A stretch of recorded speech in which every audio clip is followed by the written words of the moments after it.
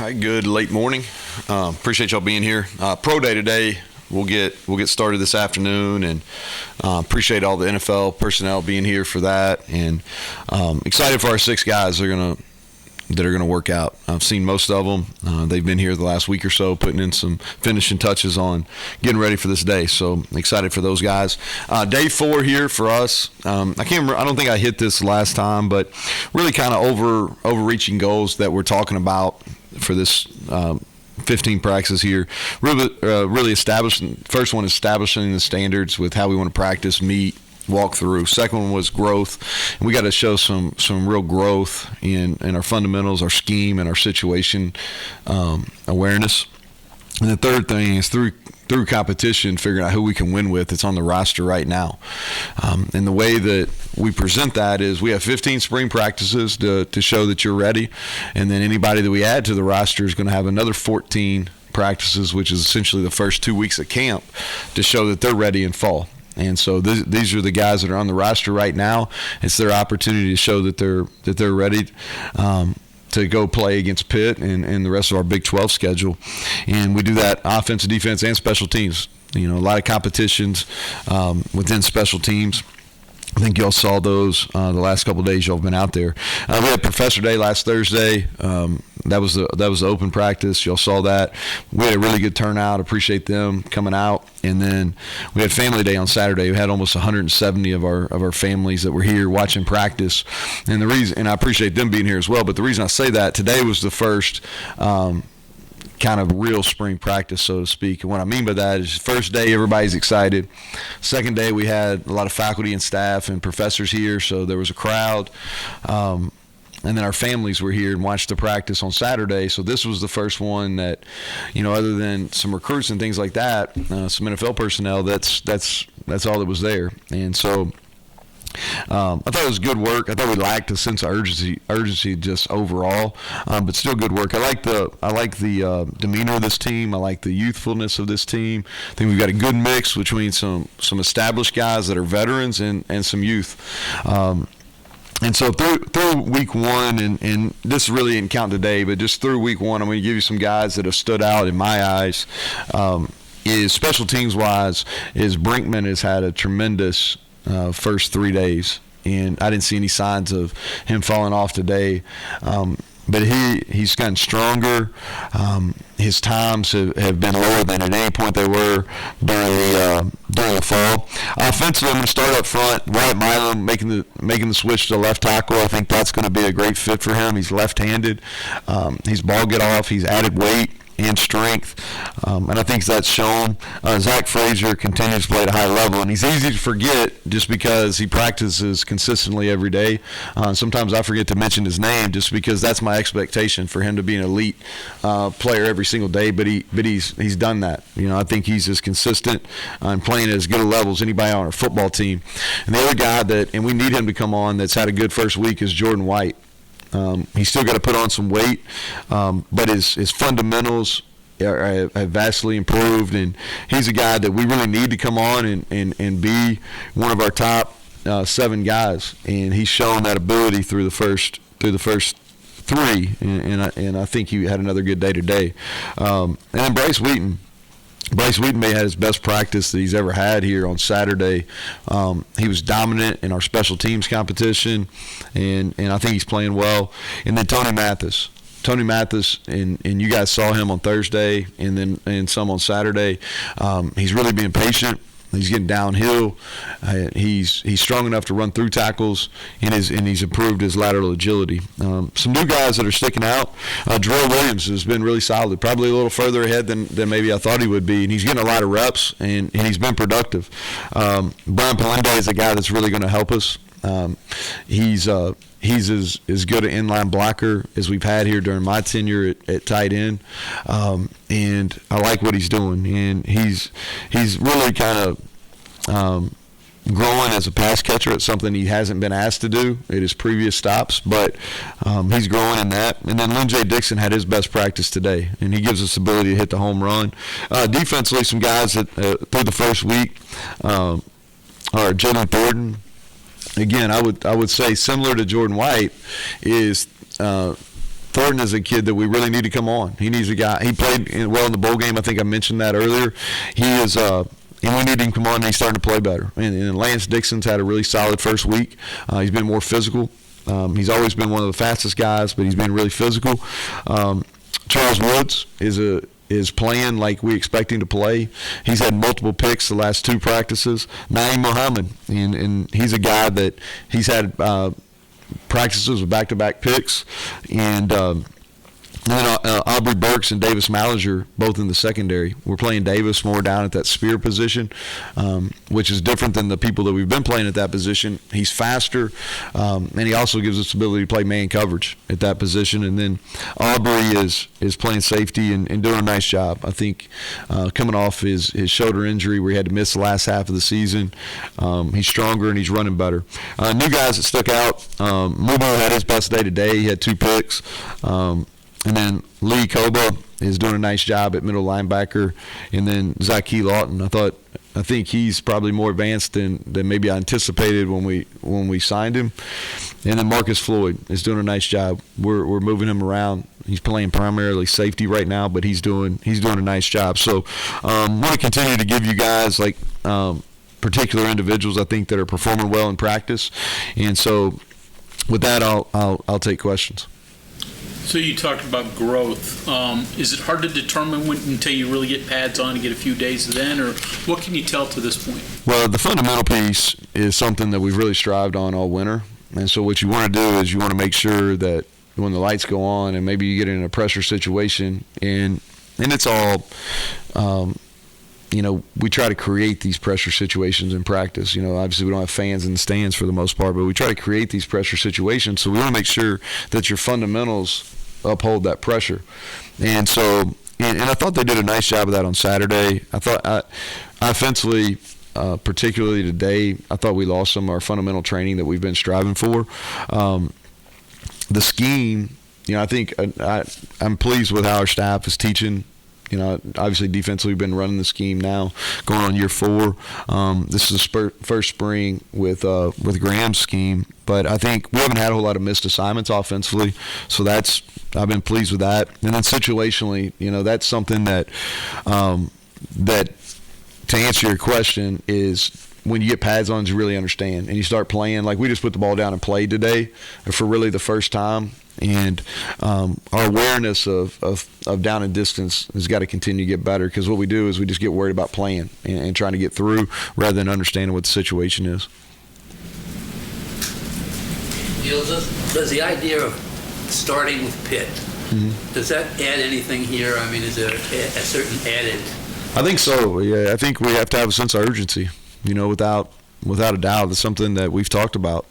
We didn't do a good enough job last year. I don't think as a staff or as a team we did a good enough job on the build up into Maryland. And we didn't play very well. A game that we felt like that we just didn't play very well, and that's why the result didn't go our way. But we're being intentional about our build up into this game. It's something that we've constantly been mentioning. As we started spring ball, it's something that we'll carry over in the summer and then obviously into fall camp. But we've got to have a sense of urgency, because I think in 156 days we're going to line up and play. The little bit of the step back that you mentioned today in fundamentals, is that to be expected? I mean, I know you don't want it, but is that kind of up and down, that it's always not going to be a? Yeah, I think that's fair. Yeah, Kevin, I think that's fair.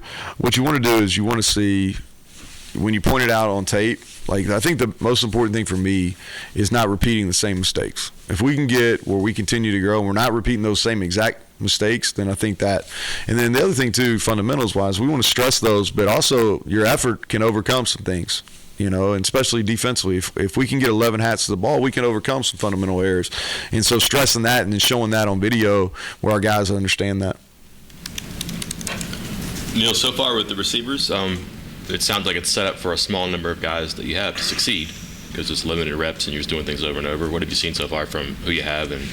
Yeah, so I thought Caden Prather had 3 really good days. Took a step back today, but I think he's on the verge of being a special type player. Sam and Bryce have been really consistent. Reese was off to a good start, and then got hurt, and he'll miss about a week. He should be back, nothing serious. And then Jarrell Williams is taking advantage of those reps, being a young guy. And then Preston Fox, y'all watched him. All he does is catch the ball, So, and if I was going to list the traits of a receiver, like catching the football, I'd probably be right at the top. And he, like it's, and you'll see this when we have some more open practices and stuff, but the kid just catches the ball. He makes contested catches, and so that's a credit to him. What are you looking at the rest of this week? Thursday, do you put the ball down Saturday and play? So Thursday, we're going to do that Thursday, and I'm going to see how Thursday goes. We're going to do some of our group periods and our individual periods, but we're going to put it down for extended periods of time. We did one 15-minute period a day, John. We're going to do 2 15-minute periods where we just put it down and play, move the ball around, and we've got almost a full crew of officials, Big 12, Big 10 guys that are here working. So we'll do that. And then based on how that goes, we'll determine Saturday. We have to be careful tackling. I just think that's where we're going to have to be. We're going to tackle a little bit on Saturday, but it's not going to be the old days where we go out there for 100 plays. We just don't have the bodies. Quarterback going about as expected, up and down? Or Yeah, up and down. Yeah. It's I think Garrett's the oldest, and he's probably been the most consistent. He probably hadn't had as many highs or as many lows as the other two. Nico had a great day on Thursday, kind of had his welcome to college football moments on Saturday where they got loud in there and defense started making some plays, and got to remember he's a high school senior too, and so I thought he bounced back and did a better job today. And then Goose has been a little bit up and down as well. But I think overall, what you want to do is you want to get probably into the double-digit practices before you really have a feel kind of what they're doing. Follow up with Mike's question on receivers. Tony Washington, new coach. We've talked a lot about Graham Harrell. Your thoughts on him? And yeah, I think Tony's a really good teacher. I like his temperament with the guys. This is a different style of offense than he's been in, and he's been hungry to learn. I think that's one of the things that really drew him here. And I think he's got, the things that I like. He played in the NFL. He's played in numerous winning programs. He's played in multiple offenses, so he's able to bring ideas. And he's been a developer. He's got a guy that should get drafted from Coastal this year, and they've got another one that's coming up the pipe that should be a drafted kid as well. And he's proven recruiting-wise. He's been able to evaluate guys and close. So I think there's a lot of positives. He's learning in this scheme, but I like what I see so far. Neal, is there any room in this spring to do like experimental stuff that when you're watching or you're scouting other teams that you see things you're like, oh, that's cool, I'd like to try that? Or are you so focused on more so defensively? Defensively, we're doing some things, more in some situational things defensively that we want to grow our package in, and also anticipating what our personnel look like in the fall. And so even though we may not have the exact bodies that we need for these situational packages, we're going ahead practices and getting some reps. And I think that's something just from an overall standpoint in the spring, like you're preparing for the fall. And so I'm constantly telling our staff, hey, we're preparing for the fall. Remember, we're preparing for the fall. So we might not have all the 11 bodies we want, but we're getting quality reps for maybe 9 out of the 11. Or maybe it's 7 on a particular rep. And so it's about preparation for the fall. The other thing that we're trying to do, and really from an offense standpoint, Mike, what we're doing is really installing the offense, but we're really being intentional about getting the looks that we know we're going to see from the teams that we play in the fall. And so maybe we're not going to see the exact way that Baylor's going to play from our defense, but so we got to get that in some scout periods or some walkthrough things. I know at Troy you built a lot of your defense around the bandit, moving him off the line to the mic and whatever a little bit. Has that morphed a little bit some more to the spear and building out from that position, or? Yeah, so what we've done is, I think it depends. Like, I think one of the strengths of the scheme that we run defensively, we're able to kind of mold it to around our strengths, right? From a coverage standpoint and from how we play the run and how we pressure. At Troy, we were really fortunate because even right before I got there, they had a guy named DeMarcus Ware, and the way he played it was different than the way we played it after Vic left the first time. But then coming back, when we went back to Troy, I think we went maybe 2 years in a row. We had or really all 4 years there, we had a first-team all-conference player that played the Bandit. But I think in 16 to 17, we had the Defensive Player of the Year that played the Bandit, And so at that level, we had elite-type players. We've played good at that position, but we've got to make a steady jump, right? So we haven't been able to do some of the things we did at Troy just because our play hasn't been as consistent there. And so now I do believe that Jared and Linnell are making some strides this spring. Are we ready to build a defense around them? Probably not yet. But I think Bartlett's ability and Linnell's ability to rush the passer, like they're good. Like their best has been really good. We just need that to be on a more consistent basis. And what we want to have is more flexibility out of the spear. Like we've got to be able to play more man coverage than we've played here in the last 2 years. We have to. And because teams, what they started doing is started max protecting us, and when we're having to play zone coverage and they're max protecting, when you're playing zone and they're going to max protect with 6 or 7 in protection, and you're only rushing 4 or 5. That's not good numbers, right? And so we got to be able to send 6 and play some man coverage. You mentioned Pro Day real quick. Can you expound on it a little bit more? Yeah, I think it's something obviously that's very significant for these 6 individuals, but I think it's important for our program too. Is we always talk about 3 goals. We want to develop men, we want to win, and we want to graduate in place.